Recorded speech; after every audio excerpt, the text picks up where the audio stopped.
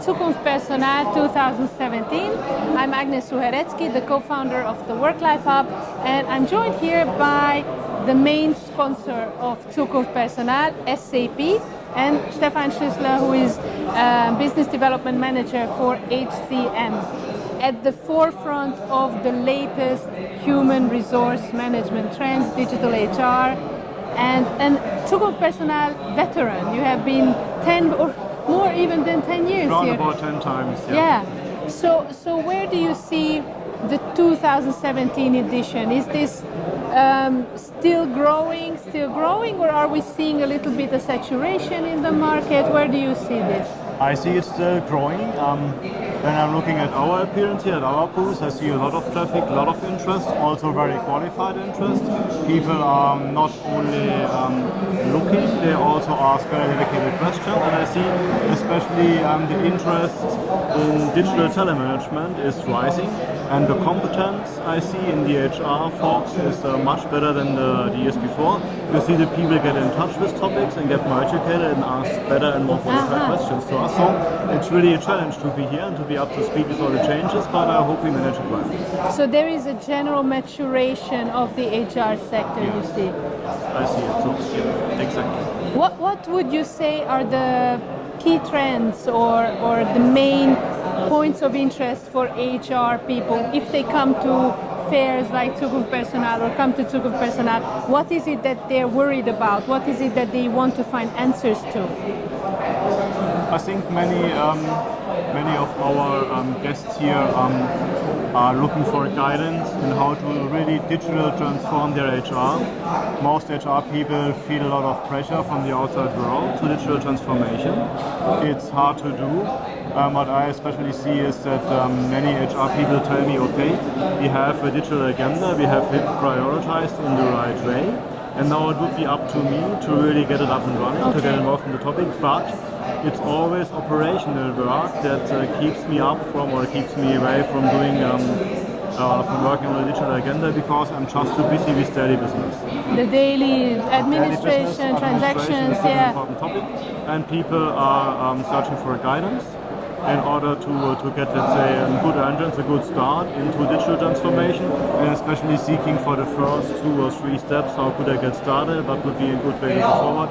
That's the bigger questions we get asked in conversations with customers. Now, a provocative question.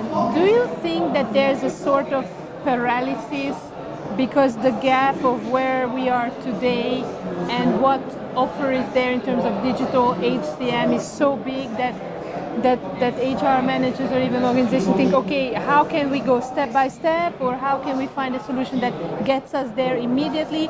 Because with technology, as soon as you adopt, as soon as you roll it out across your organization, it's almost obsolete. So you need to always think steps ahead.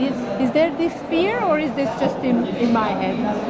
No, there is this fear, especially if you differentiate between bigger and smaller organizations. If you're a very big organization, for example a DAX 30 company or something like that with 10,000 plus employees, you usually have structures in place. You usually might have an IT department that is, let's say, running an IT innovation radar and looking at technologies that might be disruptive to your core business. You might have something like a chief digital officer in place who really takes care about things and who has, let's say, also a dimension in his thinking on digital transformation of HR, not only of their core business.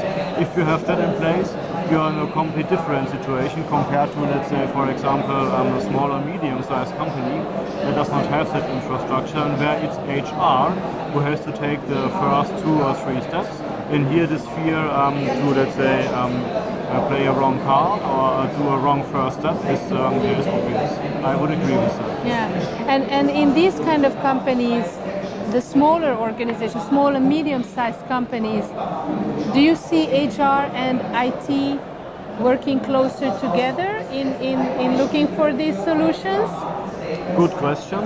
If you are running a successful HR transformation, doing a successful first step, then you have to work together. If it's always the fact that, let's say, HR and IT really align on these topics, I'm not sure. From my perspective, if I see a successful project, it's always one where HR and IT found a common foundation and found, let's say, some technologies and some business processes they really want to work on, and then it works well. Most projects I see that are not successful or are quite long running and have, let's say, a difficult birth. These are most projects where IT and HR do not cooperate so well. Okay. So the relationship between HR and IT is very important.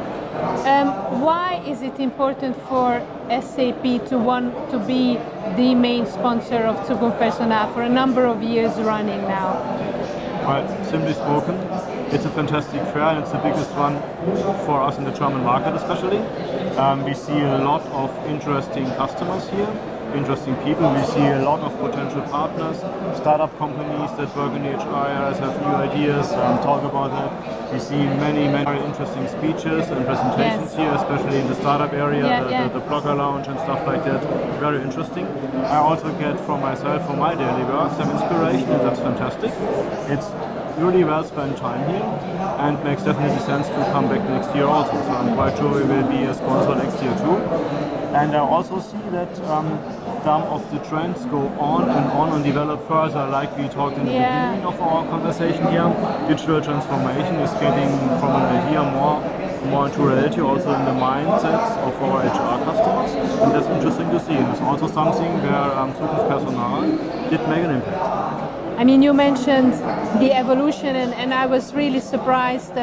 It's our third year here that the startup village grew from, 10 booths to 300, and they had 600 applicants to have. And is this something that is still important for a company like SAP to look behind your shoulder and see what these new guys are coming up with? And absolutely. Here at SAP we are running an open system, so we offer for customers and partners also a cloud platform where you can develop stuff. We offer some developing environment, like for example some engines on machine learning and how to build chatbots and so on, but we do not claim to do everything. That's not our purpose. We are not running the world, so we are still a small company, even if we are such big, but compared to what's possible, we are not, let's say, in a position to do everything.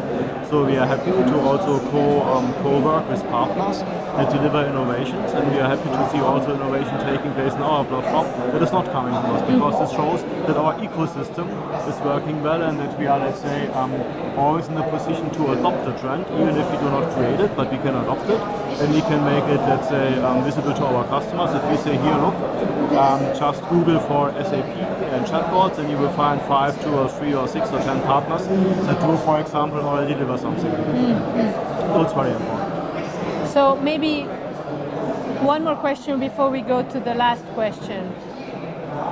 Of course, there is a lot of area here with soft HR, health, well-being, lots of coaching, learning and development, work-life balance. Where do you see the link between the pure tech, hard HR and HCM technologies and soft HR? I can give you a good example out of our product portfolio, if I might. We are running, for example, a small app called SAP WorkLife. And that's an app based on some machine learning based algorithms that gives you individual and wise advice on how you can improve your health. For example, if you're running a Fitbit, you can adopt or connect this Fitbit to our platform, and will collect anonymously your data, how many steps do you take a day, how often do you take a break and stuff like that, and it can compare to others in your job group and your, let's say, age range. And you can get recommendations, you get hints on how you could improve your health, for example. Nudges of, take small more nudges, steps. Don't eat steak every day, eat salad, do drink enough, do you know about our cancer program where you can go to our internal health service and have a checkup.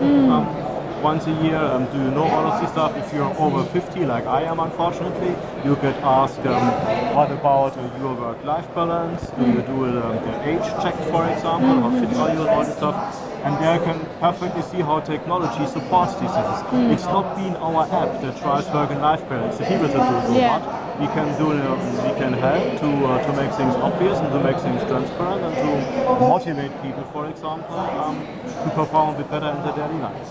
Great.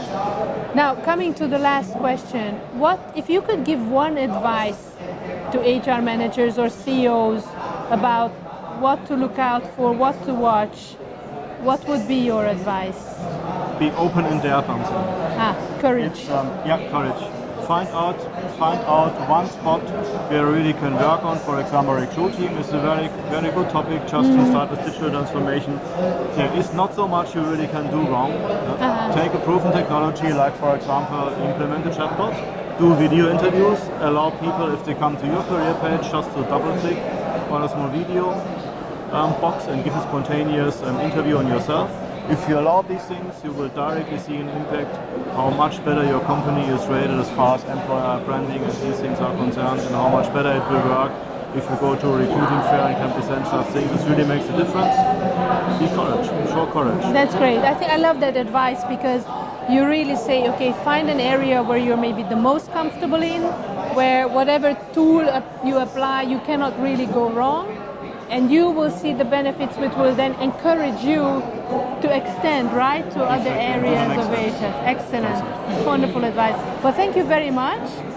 I wish you still a great day still for the Zukunft Personal 2017, and look forward to seeing you in 2018. Thank you. Well, thank you for watching, and for more such content you can find more videos on our YouTube channel or on worklifehub.com.